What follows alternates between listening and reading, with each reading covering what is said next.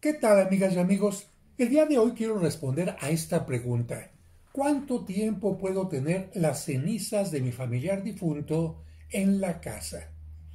¿Por qué? Bueno, pues porque actualmente se ha hecho costumbre que las personas sean cremadas y que después de la cremación se entreguen a los familiares las cenizas en una urna como esta, bastante cómoda para llevar, para guardar, incluso para colocar en cualquier escritorio, en cualquier librero o en cualquier espacio de la casa. En realidad no ocupa mucho espacio, como pueden ver, y por eso mucha gente piensa que las cenizas pueden estar todo el tiempo, tiempo indefinido, dentro de la casa.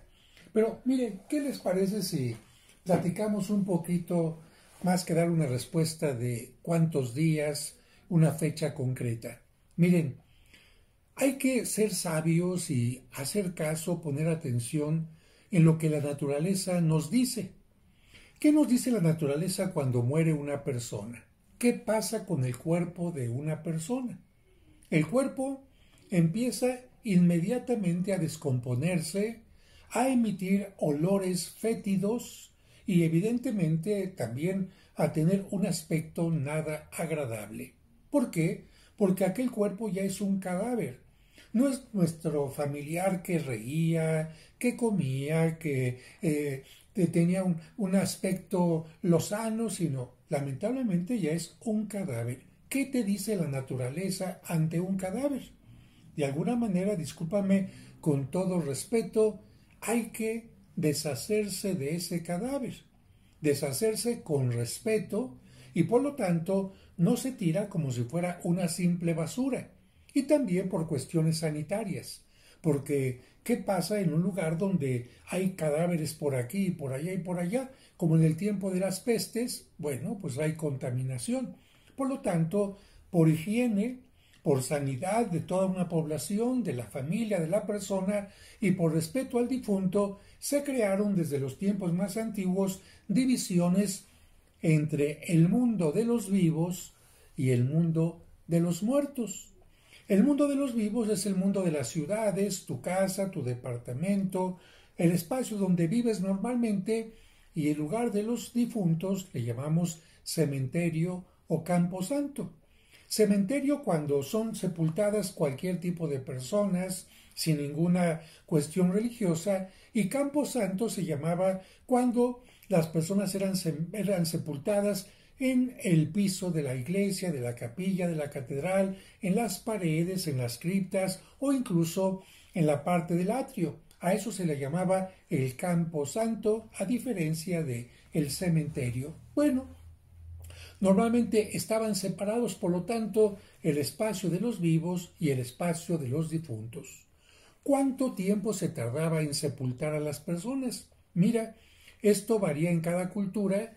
En el ambiente bíblico, todo el Antiguo Testamento nos habla de que en el mismo día incluso se sepultaba a la persona, tanto para despedirse de la persona, para cumplir con los ritos de sepultura, se utilizaba simplemente el mismo día en que habían fallecido.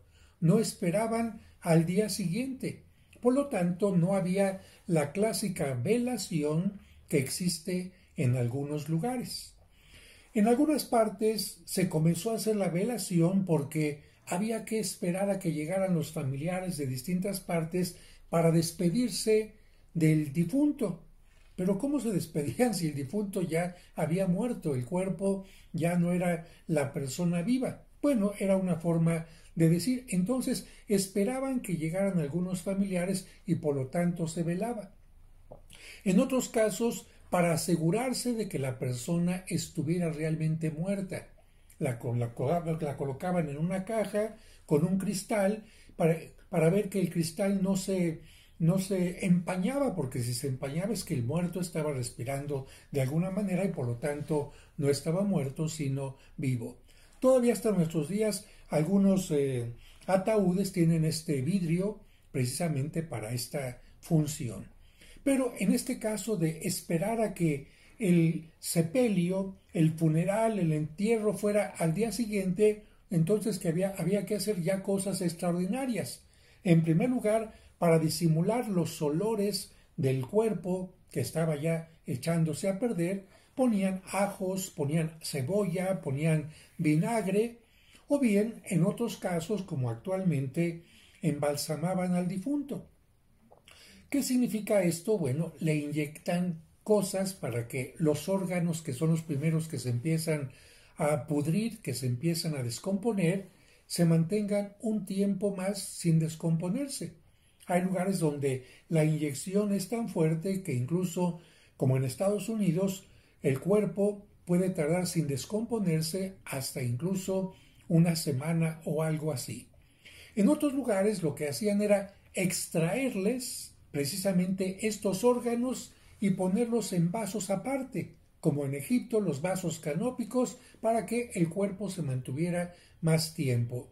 Pero esto ya es un poquito ir en contra de la naturaleza, porque te repito, la naturaleza lo que nos diría es, si ya murió una persona, despídete lo más pronto de él y haz tú lo que tengas que hacer de acuerdo a tu cultura. Y precisamente en algunos lugares se quemaba el cuerpo para adelantar el proceso de descomposición y para no tenerlo que llevar a una fosa grande. Si acaso las cenizas se guardaban en una urna de mármol pequeñita y se colocaban en algún lugar, no donde vivían las personas, sino en algunas catacumbas, en algún cementerio, etc. Y en el caso de los enterramientos también se acostumbraba a enterrar a la persona lo más pronto posible. Esto nos lo dice precisamente la propia naturaleza.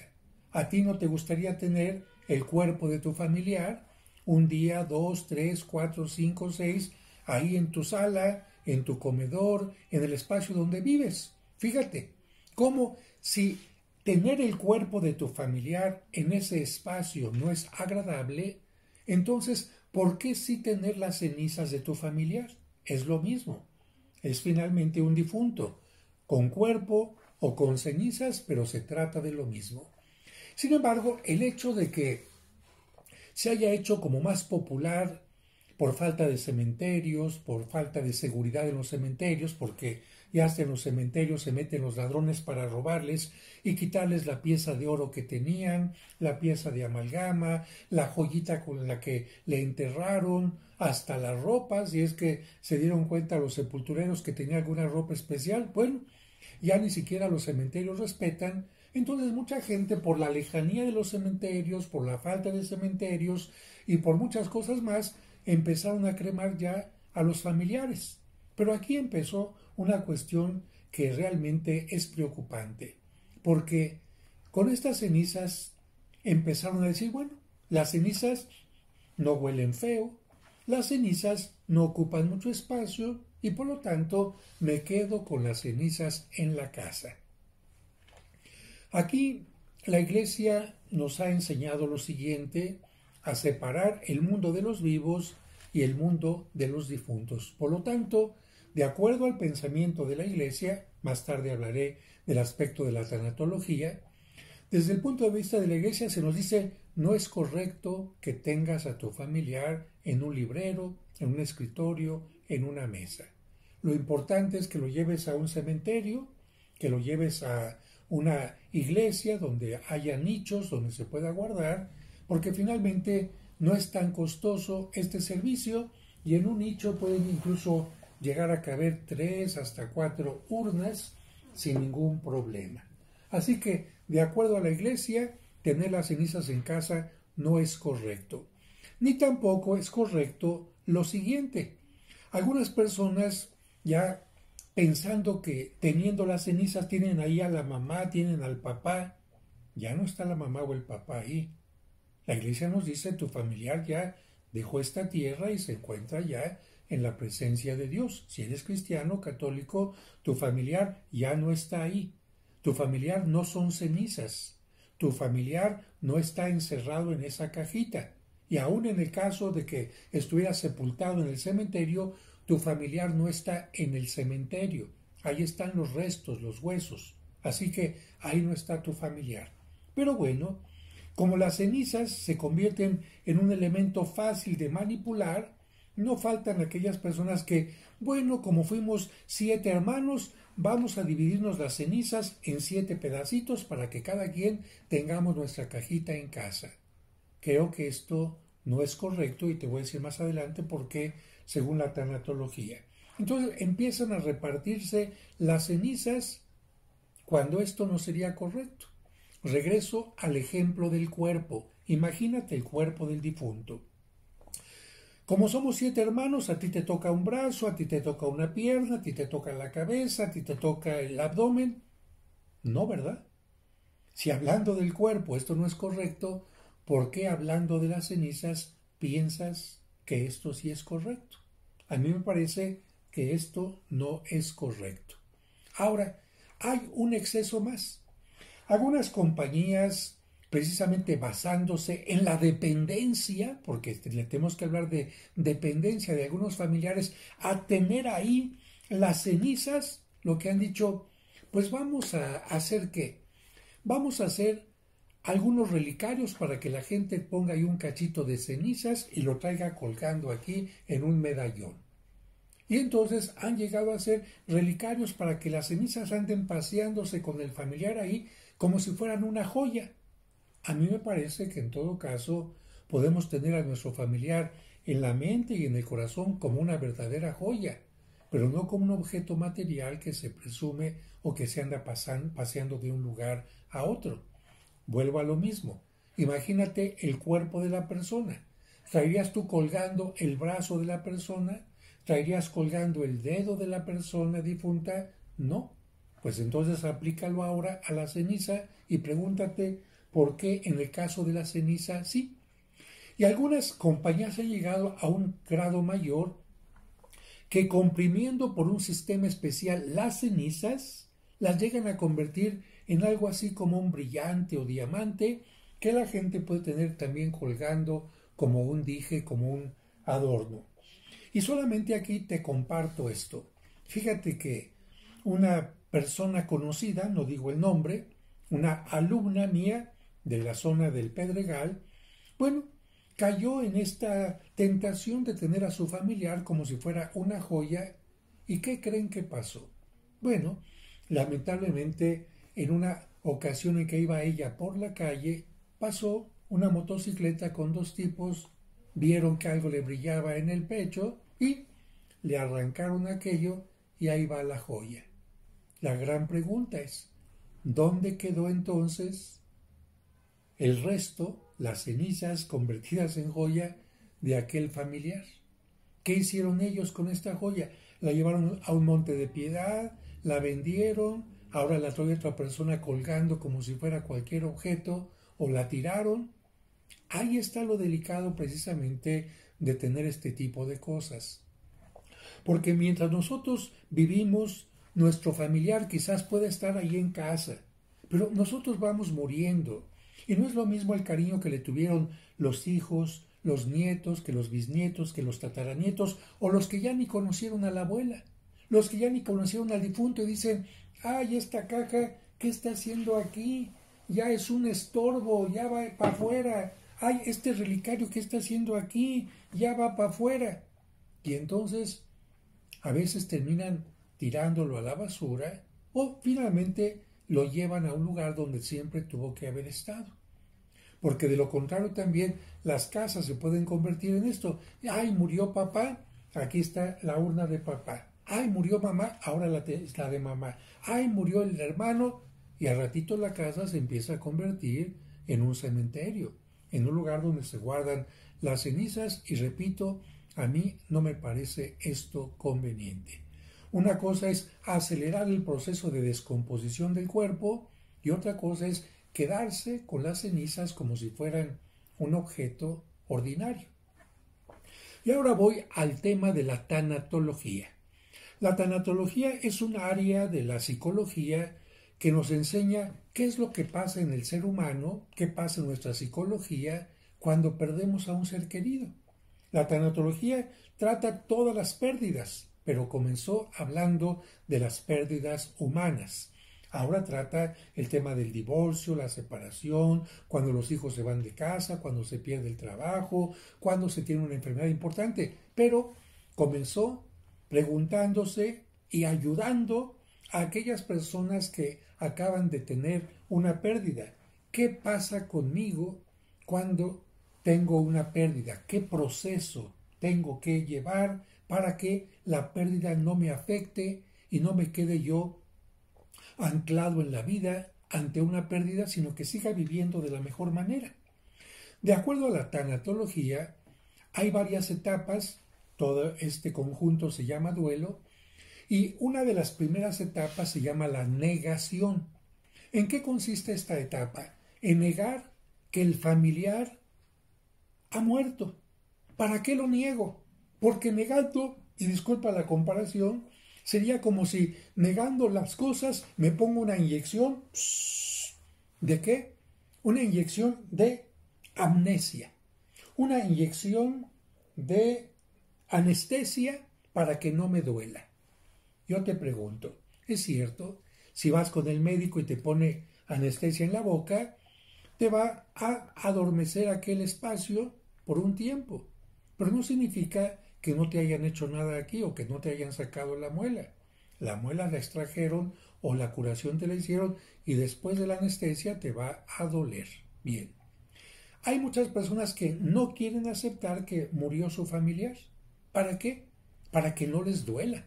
Mejor, de alguna manera, engaño a mi mente, me pongo en una especie de burbuja para que no me duela. Y esta manera, ¿en qué consiste? Hay dos maneras, pero una de estas es lo siguiente: no me deshago de sus cosas. Que nadie se siente en la silla donde se sentaba el difunto, como si el difunto fuera a venir y sentarse ahí. Que nadie toque la vestimenta, las ropas del difunto, que se queden allí en el ropero, como si el difunto fuera a regresar y a vestirse por ellas, ¿no? Que nadie, es decir, negar que la persona que murió ya no va a estar sentada aquí, ni se va a poner sus ropas, ni va a ocupar tal cuarto. No, no ocupen tal cuarto del difunto. Como si el difunto se fuera a enojar porque lo ocuparan, o como si el difunto fuera a regresar. Precisamente negar la realidad es esto. Y negarlo, te repito, es para que no me duela, para que no me duela, para que cuando vea que alguien ocupó su lugar, ay, ay, ay, es que ya no está. Para que cuando abra el closet y vea que ya no están las ropas, ay, ay, ay, sí se murió de veras, ay, ay. Precisamente la negación es un mecanismo psicológico para que no me duela lo que pasó.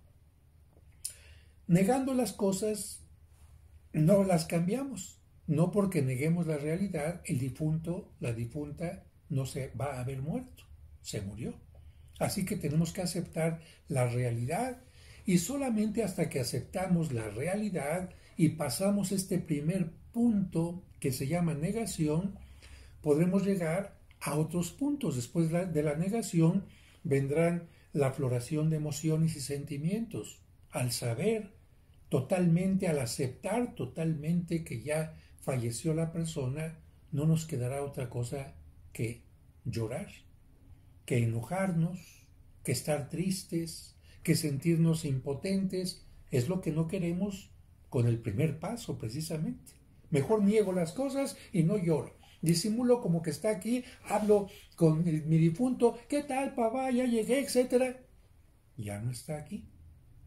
Y precisamente tener las cenizas en la casa impide que se pase el primer paso, que es el paso de la negación. Si yo tengo las cenizas en casa, de alguna manera estoy diciendo, aquí está mi papá, aquí está mi mamá, puedo platicar con ella, aquí está con nosotros, la pongo en la mesa el día de la Navidad para que sintamos que está con nosotros, el día de su cumpleaños la tengo ahí y le canto estas son las mañanitas, etcétera, como si fuera la persona. ¿Qué está haciendo mi mente? ¿Qué está haciendo mi psicología en ese momento? Está negando la realidad. Como si lo que hay dentro de esta caja, que es muy valioso porque fue parte del cuerpo de una persona, fuera la persona.